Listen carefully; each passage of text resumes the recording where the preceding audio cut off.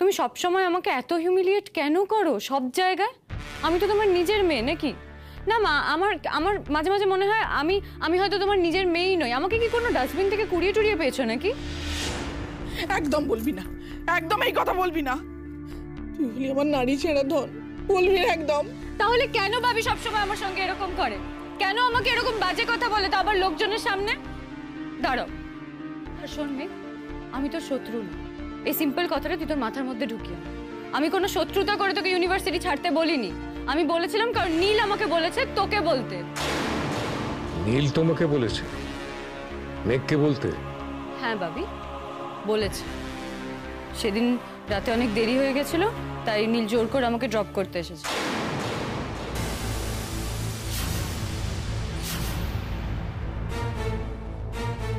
আমি মানা করেছিলাম, আমি অনেকবার করে মানা করেছিলাম, আমাকে জোর করেও ড্রপ করতে এসেছে। বলল এত রাতে তোমাকে একা একা ক্যাবে করে যেতে দিয়ে আমি আমার ঘুম নষ্ট করতে চাই না, তাই আমিও আর কিছু বললাম না। তখনই ও গাড়িতে আমাকে অনেক কথাই বলল যে মেঘকে একটু কনভিন্স করো ময়ূরী, এরম ডিস্টার্বড ইউনিভার্সিটি লাইফ কারোর জন্য ভালো হবে না, কেউ এরম লাইফ ডিজার্ভ করে না। সেটা নীলের জন্যও ভালো হবে না, মেঘের জন্যও হবে না। নীল তোমাকে এত কথা বলেছে? আমি তো জানতাম সেই বিয়ের পর থেকে তোমার সঙ্গে ও দুর্ব্যবহার করে। মেঘ, তোর যদি আমার কথা বিশ্বাস না হয় তাহলে তুই ডাইরেক্টলি নীলকে জিজ্ঞেস কর ওই কথাগুলো আমাকে বলেছে কি। না রে, থাক, আমি সেসব জানতে অতটাও ইন্টারেস্টেড নই। অনিন্দ শুনলে তো কথাগুলো, মাথায় ঢুকলো? আর ময়ূরী, আচ্ছা তোকে আমি বারবার একটা কথা বলে কেন বোঝাতে পারছি না বলতো? তুই ওর কথা কেন ভাবছিস বল? প্রত্যেকবার ও তোর বাবা তোকে ভুল বুঝছে, তাও কেন করছিস এটা? আমি একটা কথা বলি ময়ূরী, নিজেকে পাল্টা। মেয়ে কি করে পড়াশোনা করবে সেটা তো তোর ভাববার দরকার নেই। ও ভাবুক, তোর বাবা ভাবুক, ও ইউনিভার্সিটিতে অপমানিত হচ্ছে কি হচ্ছে না সেটা নিয়ে তোর মাথা ব্যথার দরকার নেই তো। আর সেই সব ভেবে তুই দুটো ভালো কথা বলবি, আর সেটা তোরা বুঝবে না, তোকে ভুল বুঝবে, তোকে অপমান করবে বারবার।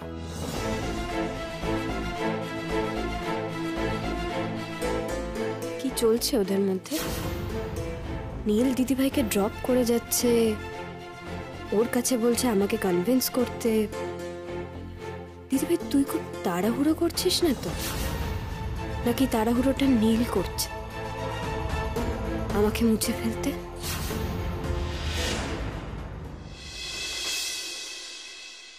শোন শোন, তোর সঙ্গে আমার কথা আছে। কি কথা? মানে কি কথা? কি ব্যাপার বলতো? আড়ষ্ট কেন ভয় পাচ্ছিস? না, তুমি কি আজই ফোন করবে? ওই একটা কথা আছে না, শুভস্য শীঘ্রম। আমি ওই শীঘ্রমটাতেই বিশ্বাস করি। এই আমাদের বাড়ির অনেকের মতন ওই আচ্ছা ভাবছি দেখি ধীর লয় সমস্তটা ও আমার চলে না। তো জেঠুমণিকে আমি তো প্রপোজ করেছিলাম, সে তো তখন ওই বোধ হয় দেখি ভাবছি, ভাবতে ভাবতে দিন কাবার। সে তখন টেস্ট ক্রিকেট খেলছে, বুঝলি? আমার তো এসব সয় না। আমি একদিন দুম করে বলেই ফেললাম তোমাকে বিয়ে করতে চাই। রিয়েলি? কি বললো জেঠুমণি? বলবে কি, সে তো বিষম টিসম খেয়ে একেবারে কেলেঙ্কারি ব্যাপার। শেষে বলে কি না আমিও আসলে ভাবছিলাম বলবো।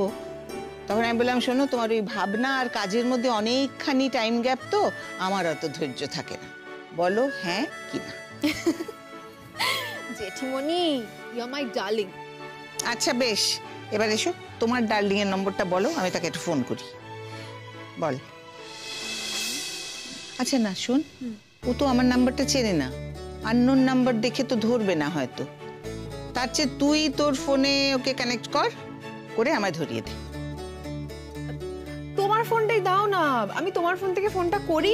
যদি ফোনটা না ধরে তখন আমি। কেন রে, তোর কি মনে হচ্ছে তোরা কি কথা বলবি আমি শুনে ফেলবো? আমি কিচ্ছু শুনবো না। ঠিক আছে, তুই যা ওইদিকে গিয়ে কথা বল, ওকে বল আমি কথা বলতে চাইছি, তারপর আমায় দে, যা।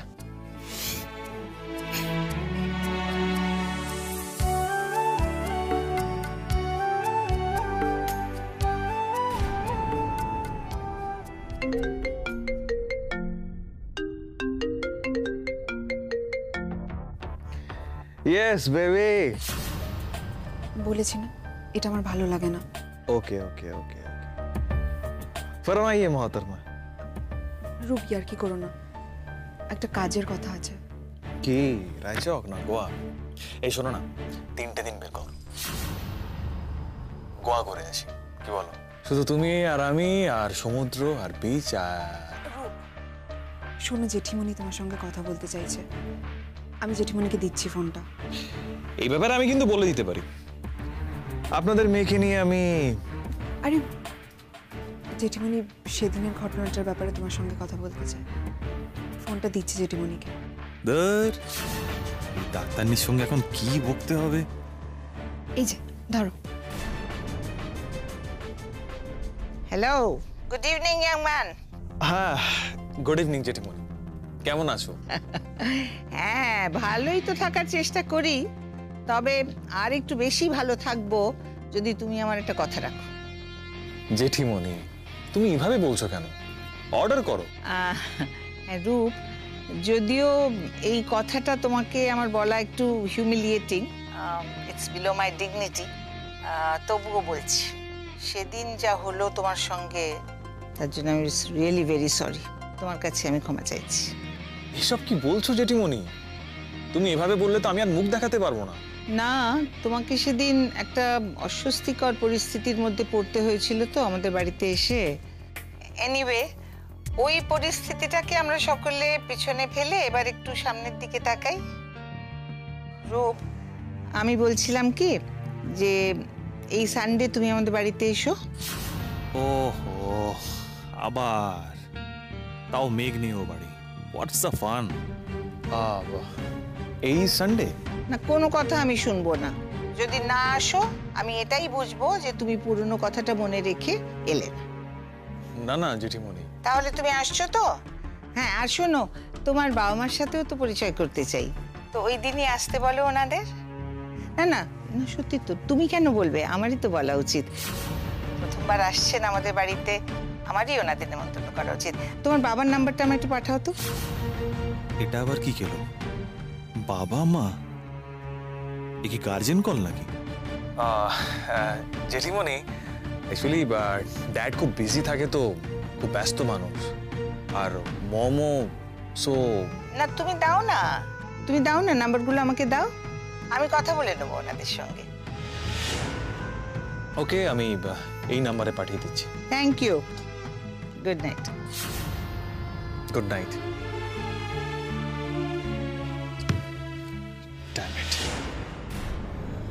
ও জেঠিমণি, তুমি ওর বাবা মাকে কেন আসতে বললে? ওদেরকে তো আমিই চিনি না এখনো। তো এবার চিনবি। আরে ওদের পরিবারটাকে তো আমাদেরও চেনা দরকার। জেঠিমণি, তুমি কিন্তু আর এগোবে না। আমি ফাইনালের আগে কিন্তু। তুই কি ভাবছিস আমি তোর পড়াশোনায় ব্যাঘাত ঘটাবো? দেখ, তুই যদি লেখাপড়া না করে শুধু প্রেম করিস তাহলে কিন্তু আমি রাগ করব। আর এই দেখাশোনা মেলামেশা হলে যেটা হবে, তাতে তোদের রিলেশনশিপটা আরো সহজ হবে। এই লুকিয়ে চুরিয়ে এখান ওখান দেখা করতে হবে না, নিজেদের বাড়িতেই মিট করতে পারবি। আরে বাবা, আমি তো এক্ষুনি তোদের ধরে ছাদনা তলায় নিয়ে যাচ্ছি না। যখন তোরা বলবি যে তোরা রেডি, তখনই হবে। ঠিক আছে? Thank you so much.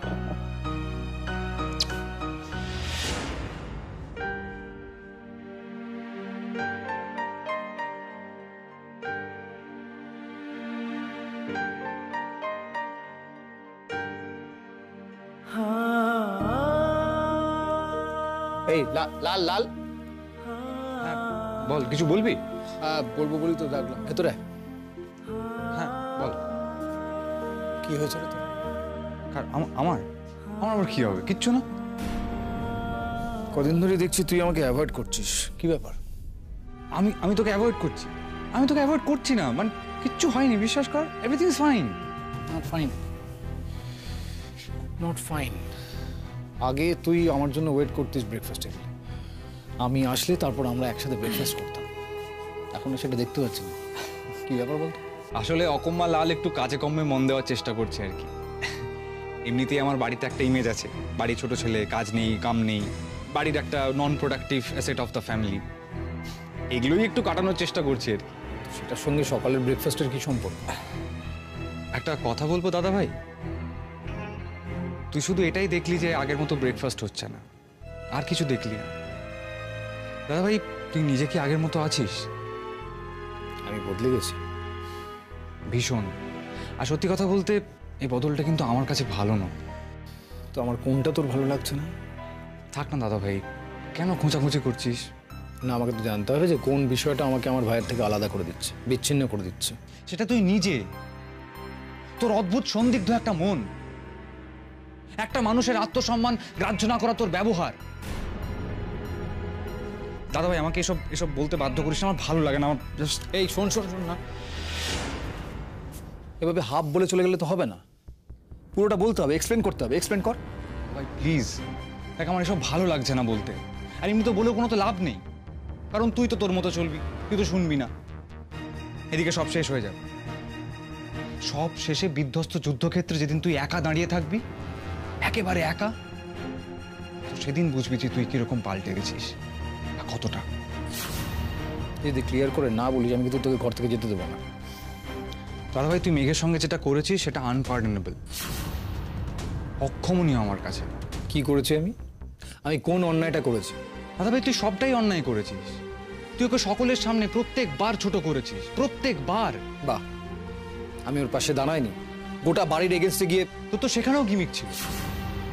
তুই না নিজেকে সবসময় কেমন একটা একটা বিপ্লবী হিসেবে প্রজেক্ট করি। বিপদ বুঝলেই ভীষণ ট্রেডিশনাল। এই যে আমাদের পাড়ার ফাংশন, তুই বৌদির নামটা হঠাৎ করে দিয়ে দিলি। তুই বৌদিকে জিজ্ঞেস করেছিলিস একবারও? বৌদির কনসেপ্ট নিয়েছিলিস? আমি কি খারাপ কিছু করেছি?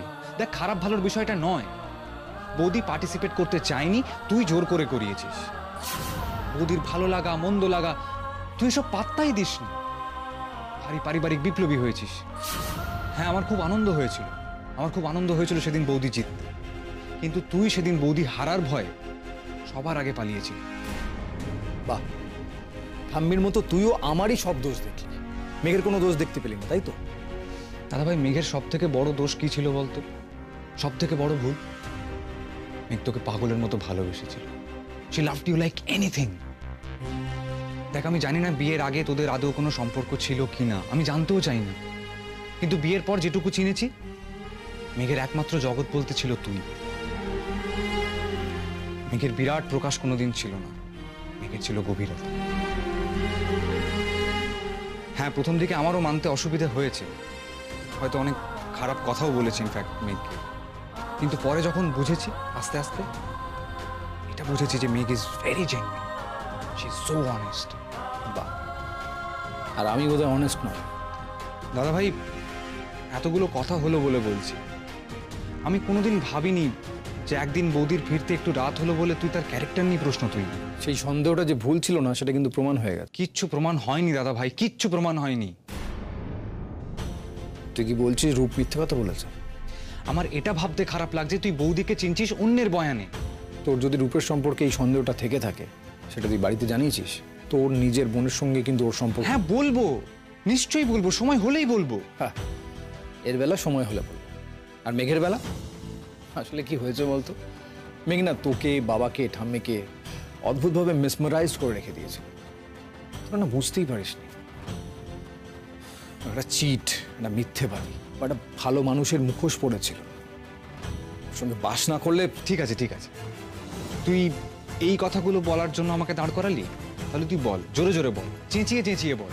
এই বলতে বলতে তুই একদিন নিজেও বিশ্বাস করতে শুরু করবি যে মেঘ এই, মেঘ ওই, মেঘ তাই।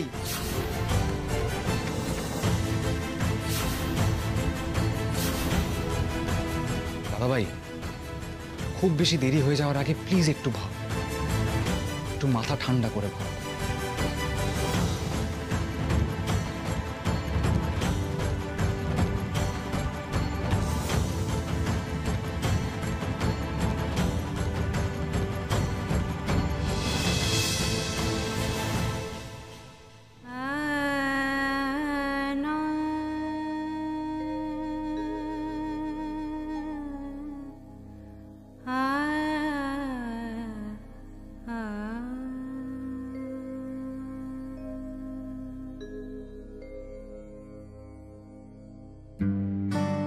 সব শেষে বিধ্বস্ত যুদ্ধক্ষেত্রে যেদিন তুই একা দাঁড়িয়ে থাকবি, সেদিন বুঝবি যে তুই কিরকম পাল্টে গেছিস বা কতটা।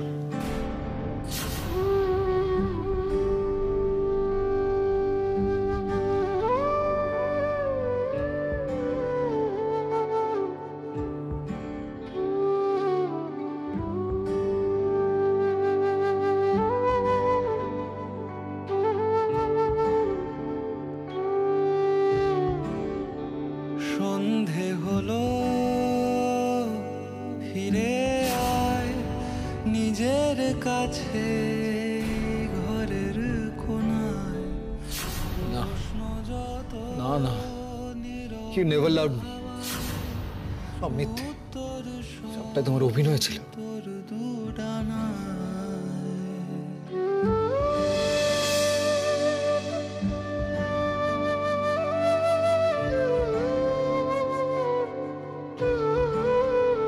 সন্ধে হলো, ফিরে আয় নিজের কাছে।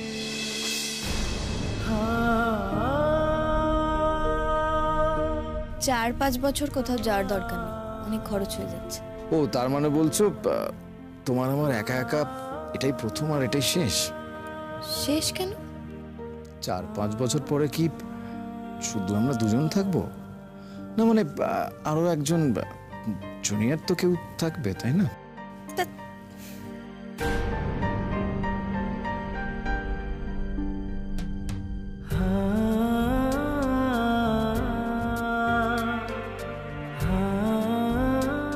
আর ওখানে গিয়ে ঝগড়া করবে না তো আমার সঙ্গে?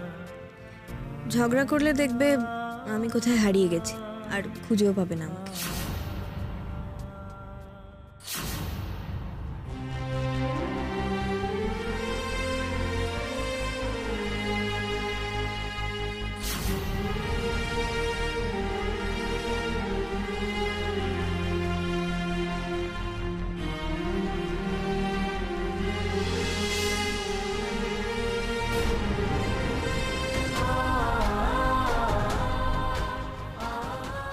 মেঘ, মেঘ তুমি কি আমার জীবন থেকে হারিয়ে যাবে? আমার জীবন থেকে, আমার এই ঘরটার থেকে পুরোপুরি হারিয়ে যাবে। আচ্ছা, তোমার একটাও ছবি আমি খুঁজে পাচ্ছি না কেন? একটা ছবিও খুঁজে পাচ্ছি না কেন?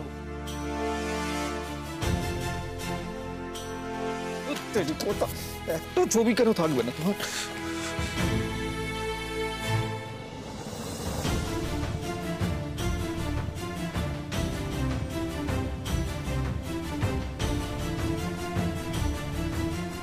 তোমার একটা ছবি নেই, আমি সব ছবি ডিলিট করে দিয়েছি।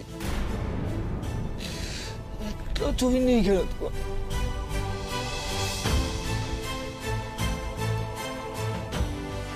হ্যাঁ, how can you do this to me? তোমার একটাও ছবি কেন থাকবে না? সারা বাড়িতে তোমার একটাও ছবি নেই কেন? কেন নেই? এটা কি করে হতে পারে?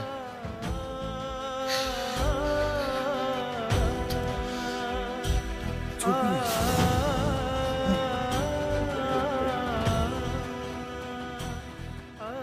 জানো, জানো লাল বলছিল you love me like anything. Lal না কিচ্ছু জানে না, কিচ্ছু জানে না লাল।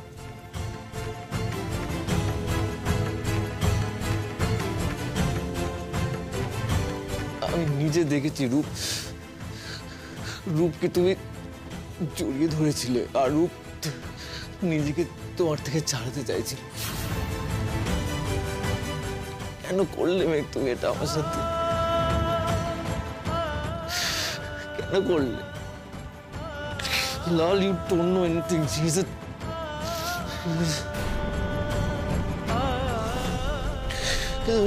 আমি তোমার একটাও ছবি নেই কেন এই ঘরে? আমার কাছে একটাও, আমার বড্ড দেখতে ইচ্ছে করতে তোমার মুখটা। এটা কি করে হতে পারে?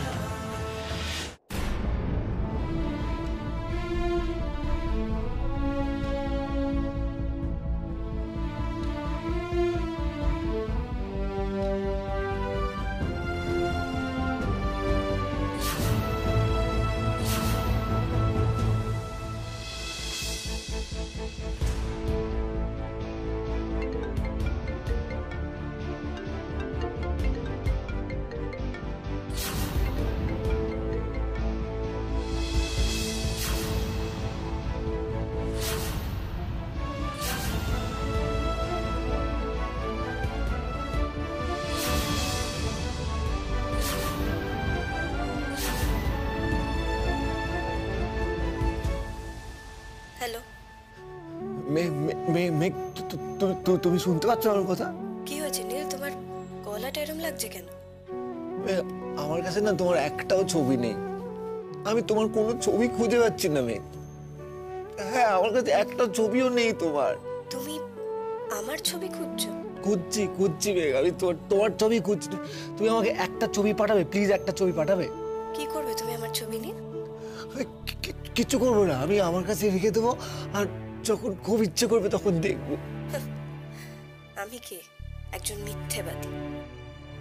একজন মিথ্যেবাদী মুখোশধারীর ছবি দেখবে?